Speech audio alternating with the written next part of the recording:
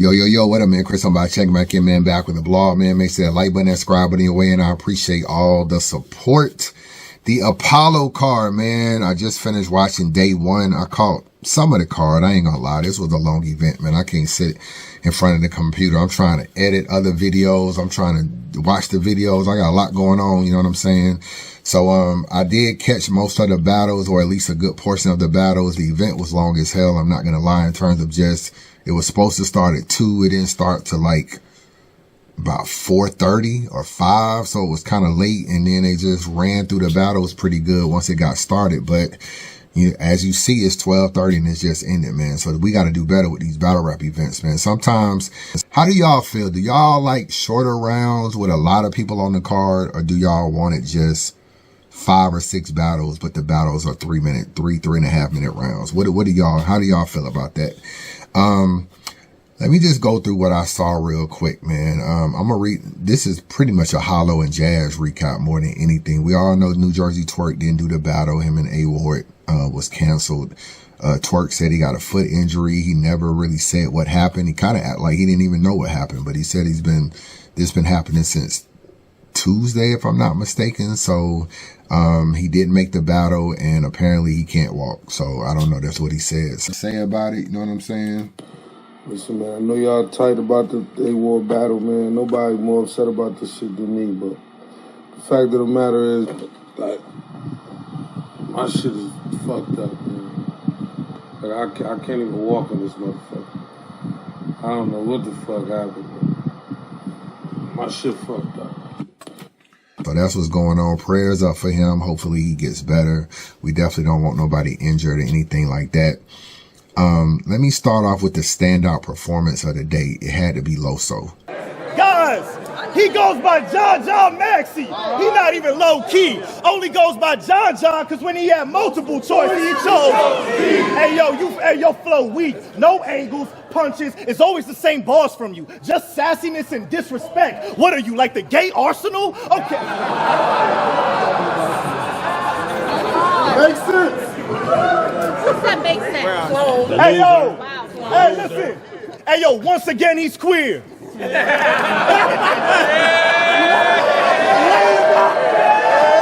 Once again, he's queer. In another nigga state. On another nigga stage. Up in another. Hey, yo, I can't respect someone who knows how another nigga tastes. You fake.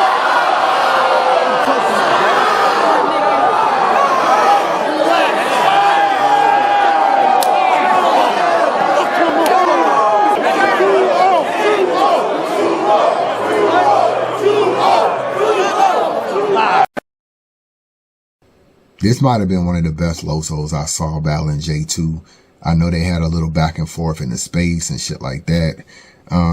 But which was kind of like a little mini face off, I guess. Loso went crazy, bro. And you know, anytime you go down to Houston, you trying to get people to accept the sexual side of J2. It's kind of hard to get that respect in a Houston crowd, because that shit is very street down there. And I know J2 live in Atlanta, and Atlanta is street too.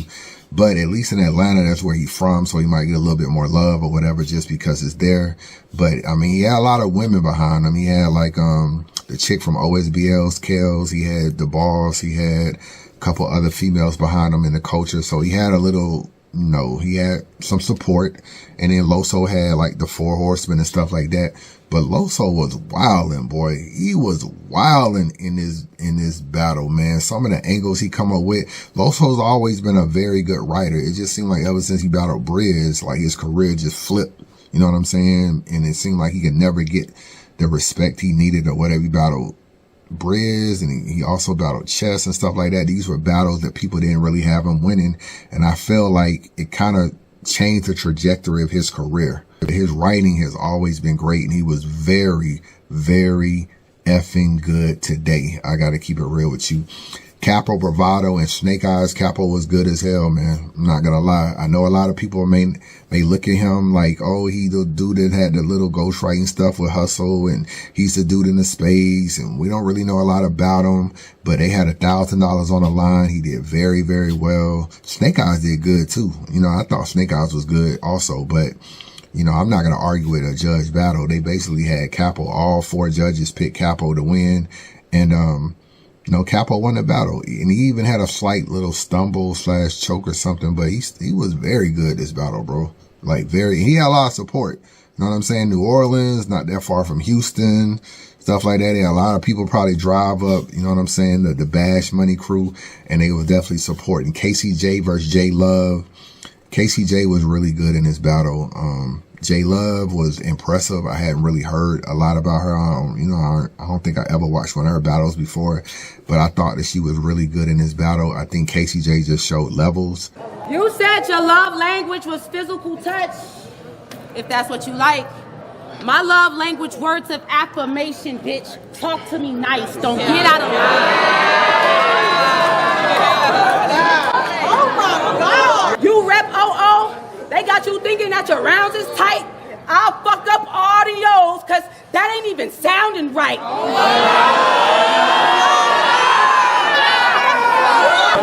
I said what? You rep OO. They got you thinking that your rounds is tight. I'll fuck up audios, cause that ain't even sounding right. But that's a pledge you made. Caleb Wilson for thinking Omega. You can dock it in Hayes. You dug your own grave. You just a student. This is special education, and to be in my class, you gotta go stupid. But that was a good back and forth, though. It was a pretty entertaining battle. It was a good back and forth. But KCJ won that battle. Capo beat Snake Eyes. Loso damn near demolished J2. I gotta keep it real with you. I did not see Pass versus Eunice. I saw a little bit of Chef Trez versus Lou Castro, so I'm not gonna recap that. I did not see Hustle and Real Deal either. Charlie Clips and Mike P. I watched this battle. First round, Mike P definitely won the first. And I didn't think Mike P had a great first round, but Clips seemed like he didn't really want to be there, bro. Like he was just freestyling, doing some different stuff. I don't know. Second round, Clips was better. I'm just trying to think the angles he might have took in the second round, but Clips was better in the second round. Mike P was pretty good in the second. I don't know. It felt like it was 1-1 going into the third, though. I just remember that. And in the third round, Clips took an interesting angle talking about Mike P's wife. But but for some strange reason, we almost like the same, bro. Like people battle me, they mention my pops. They battle you, they mention your wife. At some point, this shit gotta change, bro. Cause bringing up your wife in rounds to me is kind of lame, though. No, for real. Like, don't think I'm going to stand up here and do the same, bro. Because then I'll be a hypocrite doing that shit. And like I said, that's lame, bro. And I respect your craft. And when they mention your wife, in your eyes, I see your pain, bro. I had a whole third round about her, but I'm a changed man. So shake my hand, and my whole round going to change, bro.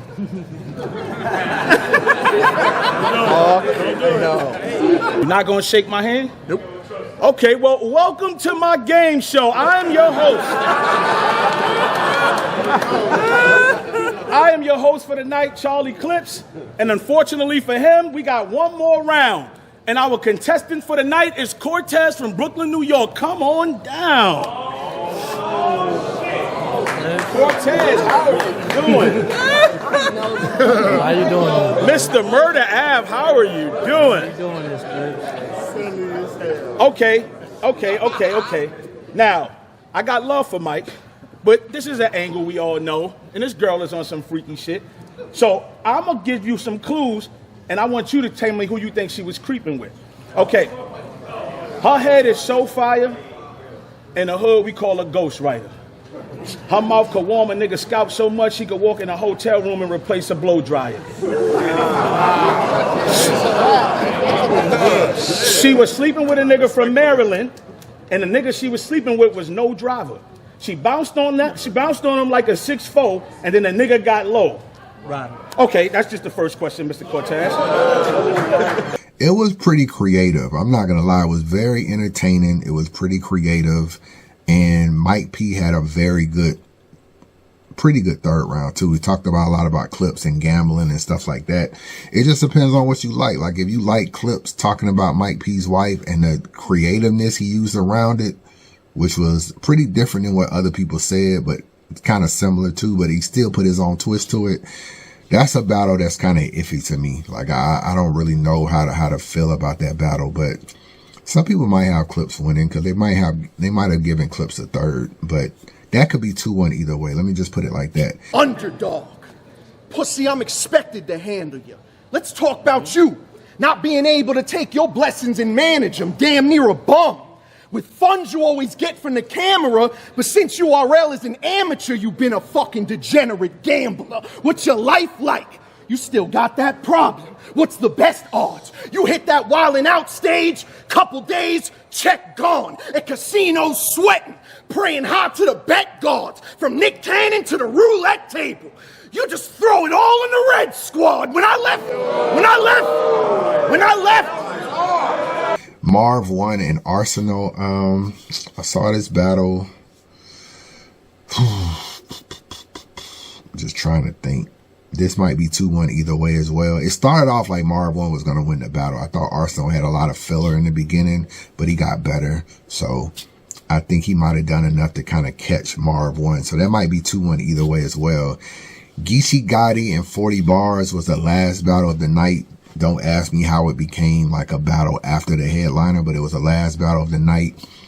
Geechee did a lot of like sex bars. He did a lot of stuff about, he had a lot of jokes, but they were really kind of well crafted. You know what I'm saying? They were funny. They were witty. They were well crafted. It was funny as hell. Stuff like that.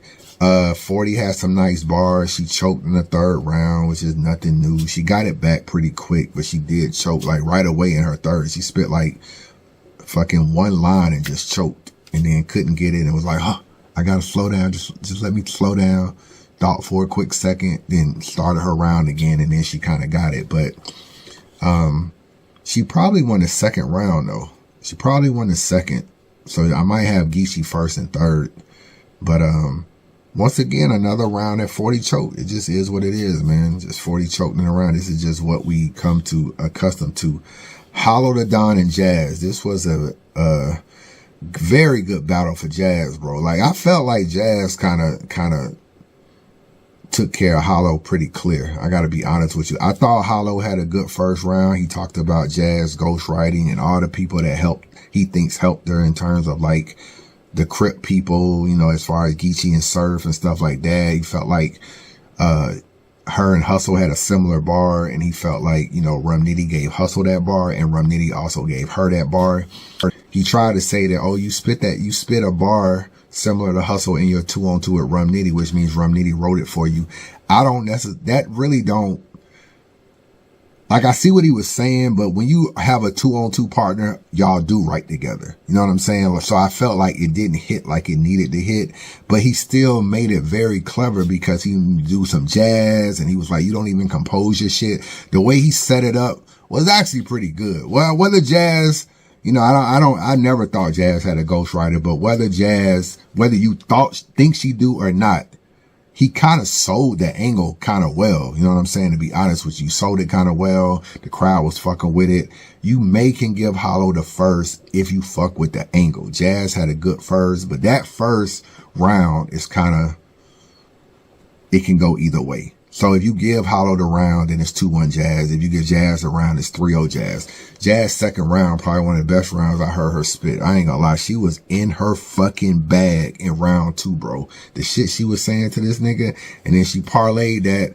She had a great third round also. I peeped every time you're getting 30, you cry like, wait till it drop on YouTube. Well, tonight, don't you even bother. Whether it's in person or the internet, it's the same outcome. You don't see your problem. You just a Queens nigga that think the web suits you. You not Peter Parker. If they say I lost, next time, I make sure I'm wildin', B. Take your L, tighten up like an Allen key. Then he cried.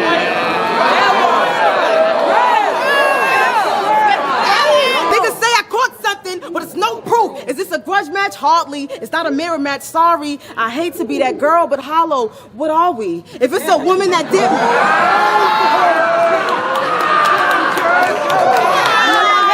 hate to be that girl.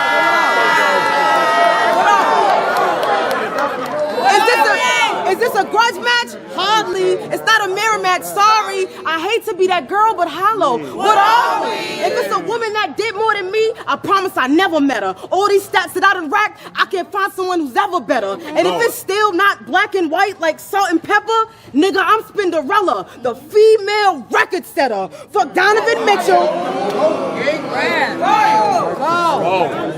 If it's still not black and white like salt and pepper, nigga, I'm Spinderella, the female record setter. Fuck Donovan Mitchell, fuck Karl Malone, they all one and the same. Fuck John Stockton, Pistol Pete, Kirilenko, cause them niggas is lame. Jordan Clarkson, you my crush, but fuck you too. I hope you get hit by a train. Basically, fuck anybody that ever played with my name. I think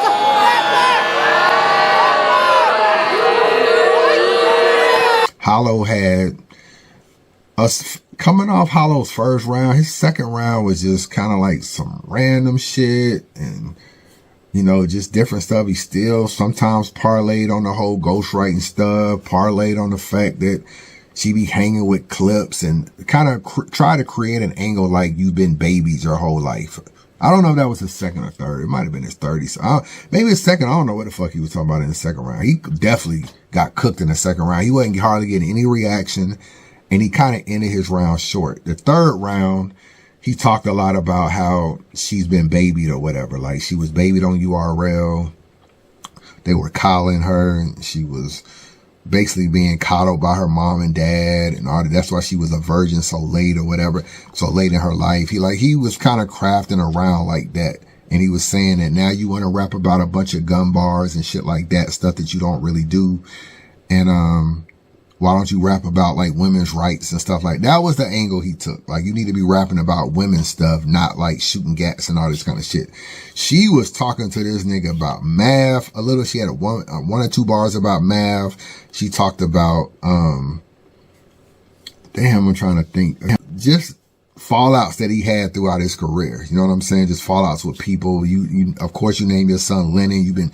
You folded on niggas. You've been folding on niggas all your life. Like that was a crazy line. That was a crazy line. The way she set it up, going through all the niggas that he folded on or whatever, or didn't keep it 100 with, and then was like, no, it's no wonder you can name your son Lennon. You've been folding on niggas your whole life. That shit was fire. So she just really scripted an entire battle for Hollow. Like everything that you can think about him, whether it was a lean, whether it was that he ain't really from Houston, but he be always trying to claim H-Town and stuff like that, but he ain't got no real roots here.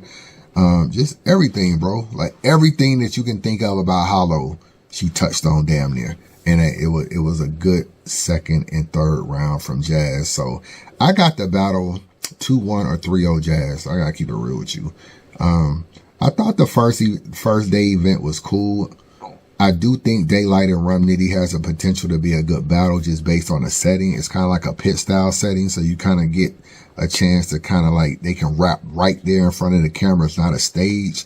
That shit'd be dope if all of them come with their bars and Daylight is being serious. You know, Rum Nitty is going to be serious.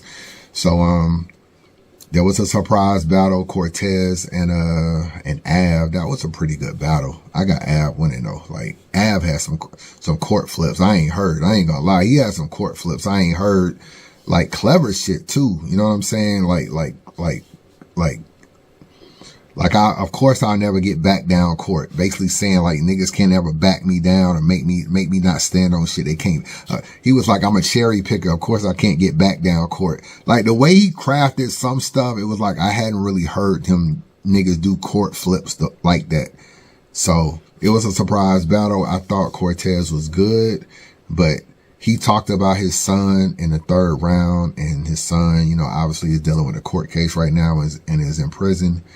And Av kind of, I ain't gonna say rebutted it, but he basically was saying how much Court wasn't a good father in the third round. He kind of used that on him after Cortez went there in the third. Av went there on the bottom of the third saying like, yo, you're not a good father. You ain't learned, you know, you didn't teach him the right way or he wouldn't be in this position.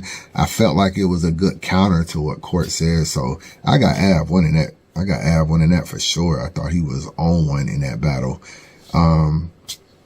What else? They say the other surprise battle is Swamp versus Chess, so I guess that's going to be tomorrow. That's going to be a fire battle. If both them niggas come with it, Swamp and Chess is a good one. So, just trying to think. There's supposed to be some crazy announcement.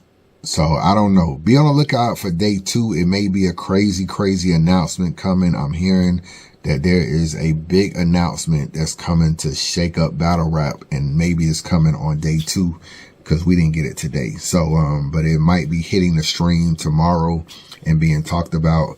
But, we got some good battles tomorrow, man. Daylight and Rum Nitty, Ilmac and Real Sick, Chilla Jones and Averb, Jada Nightwing, Ill Will, JC, Mad Flex, Danny, Questman Cody, Emerson Kennedy, XL, Clone versus Elijah Straight, Hansel versus Asa Mean, and Official versus Shay Rack. So that's what's going down tomorrow. Chris Unbiased, holla at your boy.